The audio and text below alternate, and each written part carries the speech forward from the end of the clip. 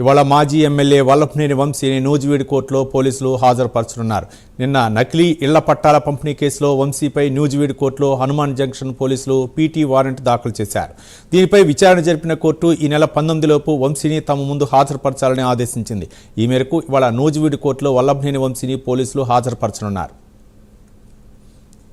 వల్లభనేని వంశీని ఈరోజు కోర్టులో హాజరుపరచనున్న నేపథ్యంలో మరింత సమాచారం మా కరస్పాండెంట్ రవికృష్ణ అందిస్తారు. రవికృష్ణ, అంటే ఏదైతే వల్లభనేని వంశీకి సంబంధించి గతం నుంచి కూడా అతను చేసినటువంటి ఆ నియోజకవర్గంలో చేసినటువంటి కార్యక్రమాలు ఏవైతే ఉన్నాయో, చట్టవిరుద్ధంగా చేసిన కార్యక్రమాలు కానివ్వండి, అక్కడ ఉన్నటువంటి ఓటర్ని ప్రజల్ని మభ్యపెట్టే కార్యక్రమాలు ఏవైతే ఉన్నాయో వాటన్నిటి మీద కూడా ప్రభుత్వం అయితే దృష్టి సారించినట్లుగా కూడా కనపడుతుంది. దీనికి సంబంధించి ప్రధానంగా కూడా ఆయనకి సంబంధించిన విషయాల మీద పెద్ద ఎత్తున ఫోకస్ చేశారు.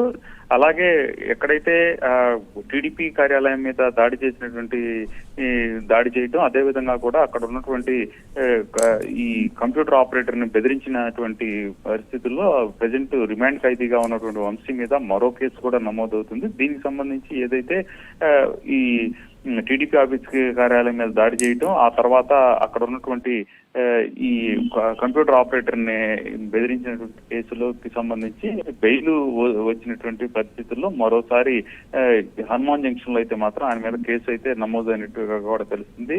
దేనికంటే నకిలీ ఈ డాక్యుమెంట్స్ తో అక్కడ ఉన్నటువంటి ప్రజలకు ఈ భూమి వచ్చినట్లుగా కూడా చూపిస్తూ వాళ్ళకి ఇళ్ల పత్రాలు పంపిణీ చేసినట్టుగా కూడా ఆ కేసు నమోదైంది. ఈ పరిస్థితుల్లోనే ఆయన మీద తిరిగి ఆ కేసును అయితే పోలీసులు, హనుమాన్ జంక్షన్ సంబంధించిన పోలీసులు అయితే నమోదు చేసినటువంటి నేపథ్యంలో మరోసారి వంశీని కోర్టులో ఇవాళ హాజరుపరుస్తారు. విచారణ జరిగిన తర్వాత తిరిగి అతన్ని రిమాండ్ తరలించేటువంటి పరిస్థితులు అయితే కనపడుతున్నాయి.